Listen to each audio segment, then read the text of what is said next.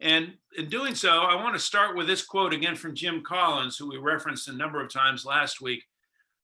He says, in a small business, the most important decisions you make are the things that you decide not to do. Not so much the things you decide to do, but the things that you decide not to do. When Collins looked at the great companies, remember he identified about a dozen great companies, and he was really intent upon finding out what do these companies have in common, these great companies. And one of the first things he found that they had in common was that they all were really good at saying no. They were all really good at saying no. In fact, he referred to this in the book as they all had great discipline. The discipline to say no, the discipline to say, okay, what is it that we're going to stop doing? To me, that's such an important question. And I encourage my clients, the small business owners that I work with, that whenever there's a meeting of any kind, we should pose this question. What are we prepared to stop doing? What should we stop doing? And I think it's important for a couple different reasons. One is we tend to spend so much time on the opposite. We tend to spend so much time thinking about, well, what should we start doing? Well, we should start this. No. Let's start doing this. Versus spending as much time, if not more, on what are we prepared to stop doing? What should we end? What should we put an end to? What should we stop doing?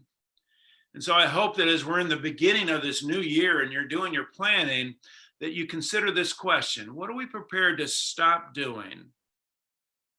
What are we going to end this year?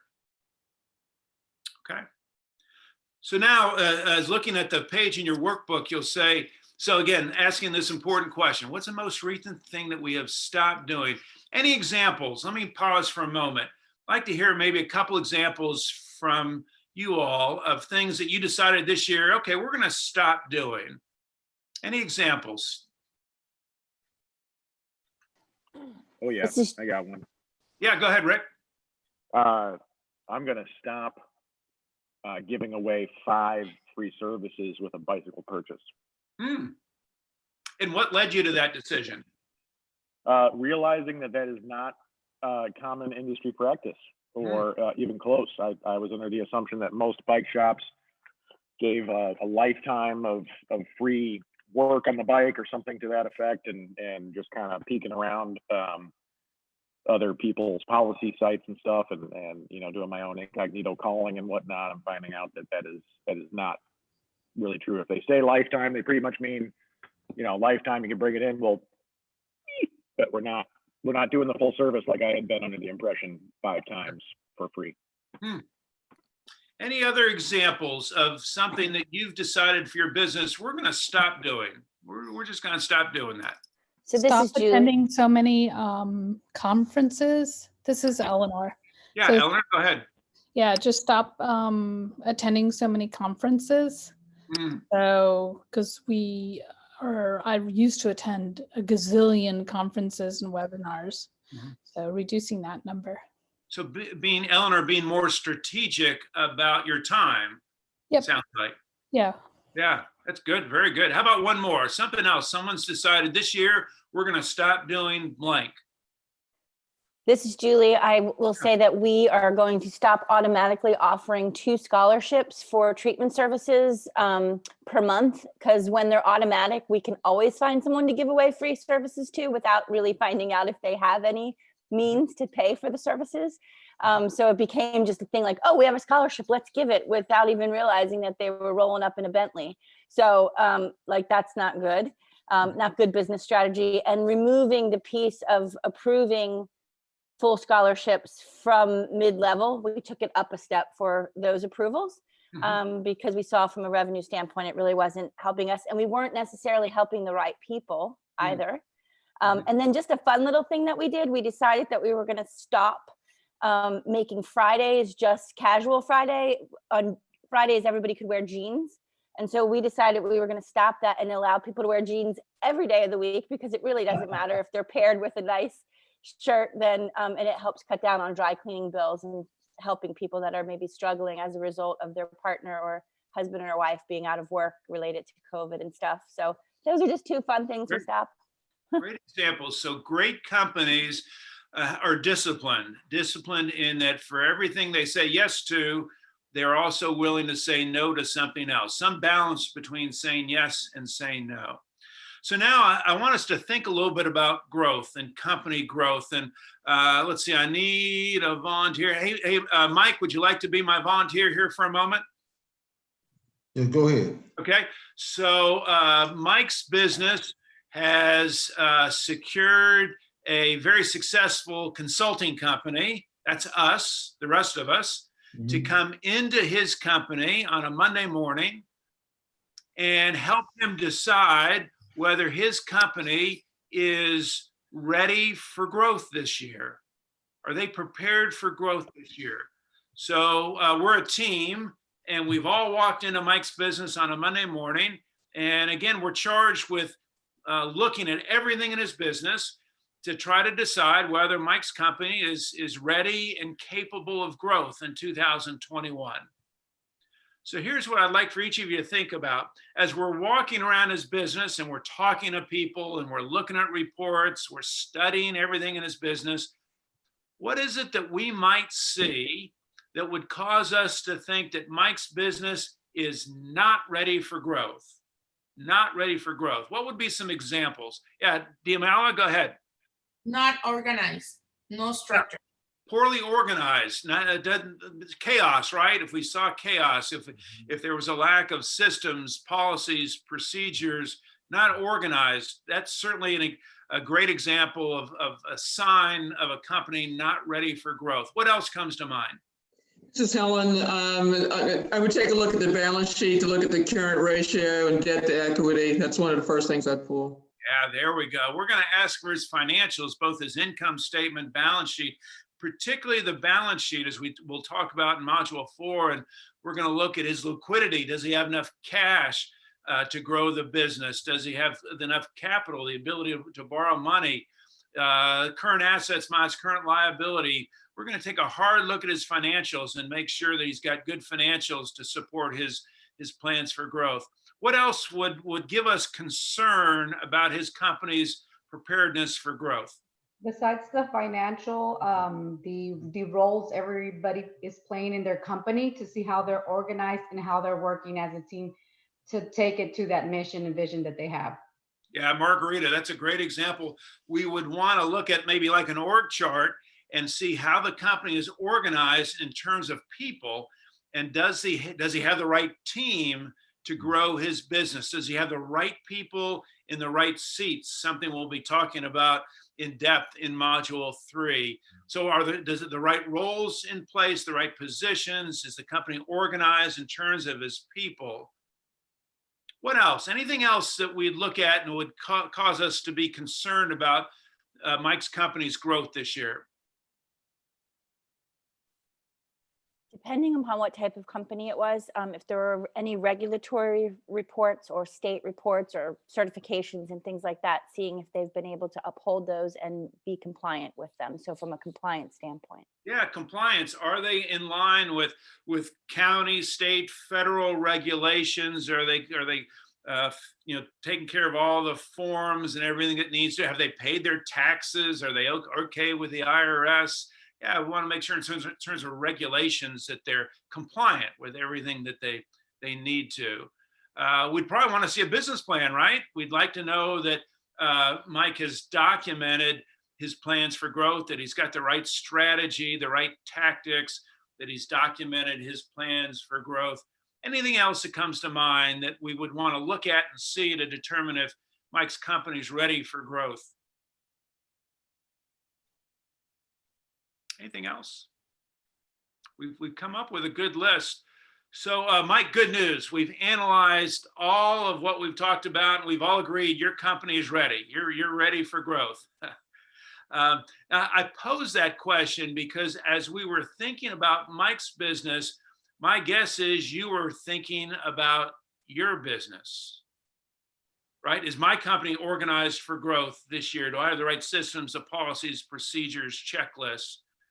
Do I have, are my financials in good shape? And do I Do I have adequate cash, liquidity, good good inventory, or are my financials in good shape? Do I have the right team? Do I have the right people in the right positions to support the growth of my business? Am I compliant with all the government regulations that I would need to be? So my guess is you were asking yourself that same question. So that's where we start this morning as we begin thinking about growth is my company positioned for growth? And when we talk about growth, how do we measure growth for a small business? How do we measure a company in terms of growth? Anybody? The amount of customers. Okay, number of customers. Yeah, number of Mhm. customers. One way to measure growth. What else? There are a couple different ways we measure growth. What else? Profit, I'm sorry? increased Yeah, profit. profit, level of profit, either in dollars or as a percentage. That's a measurement of growth. What else? Just the market share, sorry, Diamela, sorry about that. Diamala, go ahead. Oh, I would say satisfaction because growth for everyone doesn't look the same. For a small owner, satisfaction might be increasing to 1 million. So it doesn't. Sorry, I was trying. It's all right. So I heard two things. One is top line revenue is a measure of growth. And I really like what you said in terms of we'd also maybe be looking at client retention, client satisfaction, which is going to be a good indication of a healthy, growing company. Helen, what were you going to say? Yeah, mine was market share along the lines of Lars, so just market share. Yeah, all the spend on our product or service in the marketplace, how much is our share? Is it 5%, 10%, 20%? So another one is headcount. Number of employees is a way of measuring growth. I was going to say expansion and adaptability. Yeah, how fast have we grown? In what ways have we grown? And to what degree have we adapted to the outside, both the opportunities and threats? So my point is there are a number of ways that we can measure the growth of our company. We tend to think of just top line revenue, but there are a number of ways that we can look at growth. The third question you have on that page is, okay, once we've established how we're going to measure growth, what are the benefits of growth? We just assume that our company should be growing, right? We just assume that growth is good. Let's take a step back and let's explore that for a moment. Why would a company, your company, my company, why would a company want to grow? What are the benefits of growth? Anybody? Reinvestment to the business. Okay, growth provides us with the opportunity to generate profit, to generate cash, which we're able to then reinvest back into the company, which then fuels additional growth. Yep. Why else do we want to grow? We create jobs and opportunities for more people. David, you're right, that as we grow, we add more people, we contribute to the welfare, not the welfare, but the better community by expanding our employment, by adding headcount. That's a benefit of growth. Yeah, what else? Brand awareness. Brand awareness, absolutely, Julie, that as we grow, our brand grows and more people become familiar with who we are, what we do, what we stand for, our brand in general. Yeah. What else? Any other benefits of growth? Customer satisfaction. Yeah, we're able to probably better satisfy our customers as a larger company. We have better resources, more people, maybe better technology, so we're able to better serve our customers as a larger company. How about as an employer? Are we more attractive as an employer if we're a growing company? Creative and stress-free. Yeah, it allows us to. Yeah. But think about, to be able to say, hey, we're a successful growing company, I think we become more of a magnet for good employees, just as we do for good customers. Yeah. So number of good reasons for why a company would want to grow. And my suggestion to each of you is pick one. Pick a good reason for growth. Pick a good reason for why you want to grow your company at whatever rate that you've decided you want to grow your company, but have a good reason for growth. Any reasons why we would not want to grow?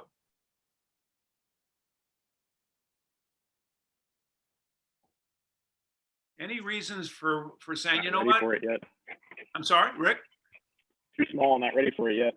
Yeah, we may not be ready for growth. Yeah, we may not be at the right place for growth. There's an interesting book. It's called Small Giants. I can't remember if it's on the book list or not in your handout. The book is all about companies that decided that they did not want to get any larger. And the term that was used to describe these companies it's called Small Giants. Helen, I see that you've read it. It was really, I remember reading the book. It was probably 10 years ago, but really interesting that each of these companies they profiled were very intentional about not getting larger. They only wanted to get better. And that's an interesting thought to me, that putting better before larger, that we just want to be a great small company. That was their mindset. Not interested in getting any bigger. We just want to get better. And so I share that because sometimes we just assume that we have to get bigger to get better, but that's not always the case. Something else to think about, anyone familiar with, it's called the growth paradox? Growth paradox, it's been studied. The basis of the growth paradox is we tend to assume that as a company gets larger, that it gets easier to manage. I know I used to think that if I can only get this company, from 1 million to 2 or 2 to 5, boy, my life has got to get easier. This company has to get easier to manage. And the growth paradox is the science that when they've researched this, what they have found is that that's a false assumption. That's a false assumption that your company will not necessarily get any easier as it gets larger. In fact, sometimes it's the exact opposite. It actually gets more difficult as the company gets larger. And the simplest, the easiest way to understand this is in terms of communication. So Jason, if you and I are the only employees in our company, Jason, it's just you and I, how many lines of communication are there? 2 plus any external. Yeah, but just for you and I, there's two lines of communication, right? Me to him, him to Jason, back to me, 2 lines of communication. But now we add Julie to our company. Now we have 3 employees. How many lines of communication do we have now? Julie, how many lines of communication now? 6 lines of communication. Remember, each direction is a line of communication. So now 3 employees, we have 6. Oh boy, our business just got a little more complicated, didn't it? And now we add Margarita. Margarita is our 4th employee. Margarita, how many lines of communication do we have now? 12. Yeah, you see what's going on here. With every employee, we double the lines of communication. Is our business getting more complicated or less complicated as we grow? It's inherently getting more complicated as we grow. So businesses, the growth paradox is businesses do not get any easier to manage as you get larger, as much as we would like that to be, the case. So if you turn to the next page in your handout. What page are we on? This is page 20 in module 2. And on the top, it says 4 ways to grow a business. So in the simplest terms, if we're thinking about growing our business, there are 4 ways to go about that. The first way is the fix. We're going to fix our business. And that could be, we're going to get better. We're going to get faster. We're going to get cheaper, whatever it might be. We're going to fix our business. We're going to fix whatever's broken. That's one way to grow a business, is to fix it. Kind of like fixing a car, but in this case, we're going to fix our business. The second way to grow a business is through innovation, coming up with different ways of operating our business, different products, different markets, different ways of producing. We're going to innovate our business, new and different ways of operating. Sorry, what page is it on the PDF? Because this module 2 stuff I can't find. Natalie, help me out. What page are we on the PDF if you're there? Tim began on page 42 of the PDF. It's the one that says consider growth when is a company not ready Okay, for that's page growth. 42. That's the first page that Okay. Tim began on. And then the one after that says calculate your sustainable growth rate. What page is it? No, we're not. We're on the one before that. We're on a page that says 4 ways to grow a business. I don't see that page and I'm looking at this document here.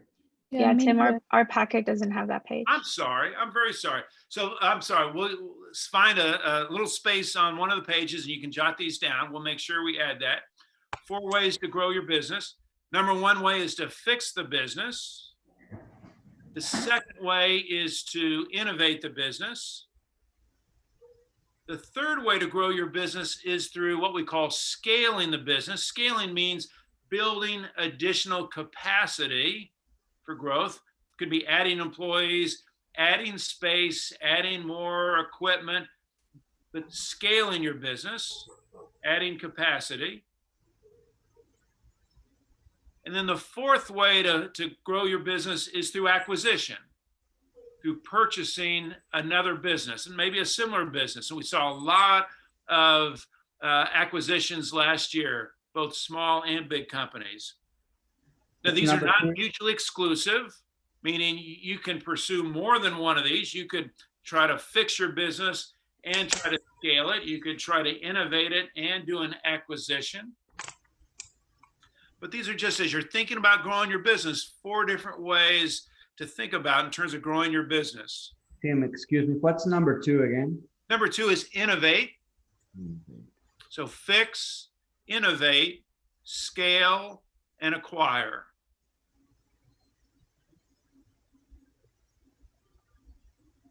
So now as we're thinking about growing our business, let me pose this question.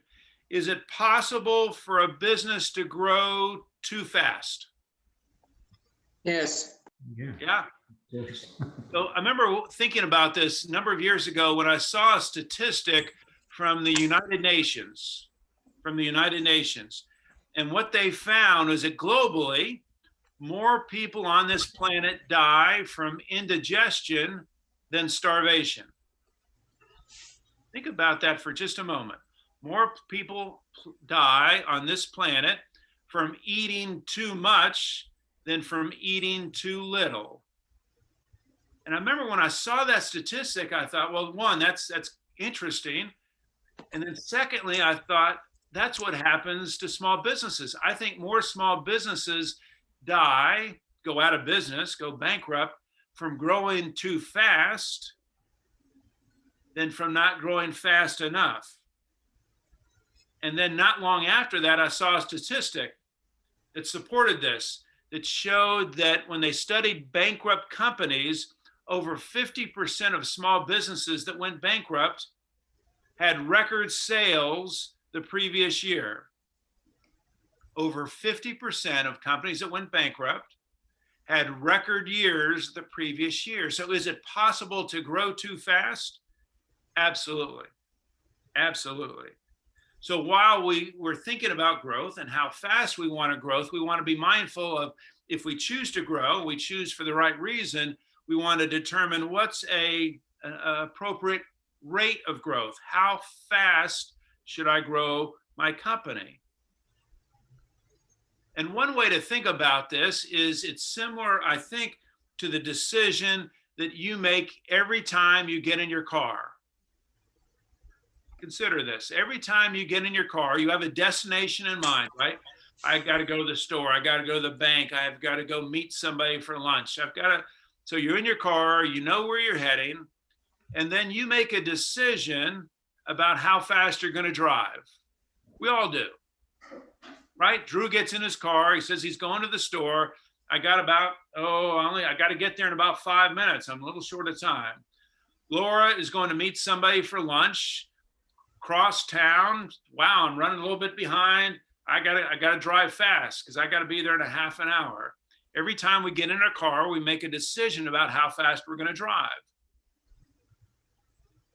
Well, how do we make that decision? What determines how fast we're going to drive our car? Let's hear some examples. Rick, when you get in the car, what would be an example of what determines how fast you drive? How late I am for where I'm going, unfortunately. Yeah, how urgent is in terms of how fast you have to get to your destination. Well, would you agree that in your business, when you're thinking about how fast you want to grow your business, there's also some sense of urgency, right? Whether it's, hey, you know, I want to sell this business in 5 years, or we've got all the right pieces, this is the year for growth, whatever, you're feeling some sense of urgency. Michael Hamilton, what else might determine how fast you drive your car other than just urgency? The distance that you have to travel. Yeah, how fast do we have to go? Right? Do I need to go a mile, 10 miles, 100 miles?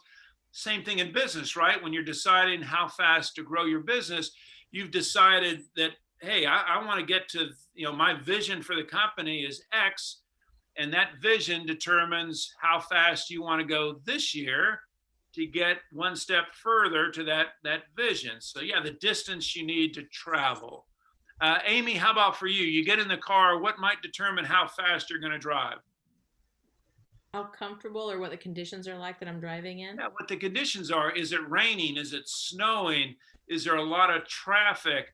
What are the conditions around your car that might limit how fast you can drive? Well, would you agree in your business, you face certain external limits as well, right?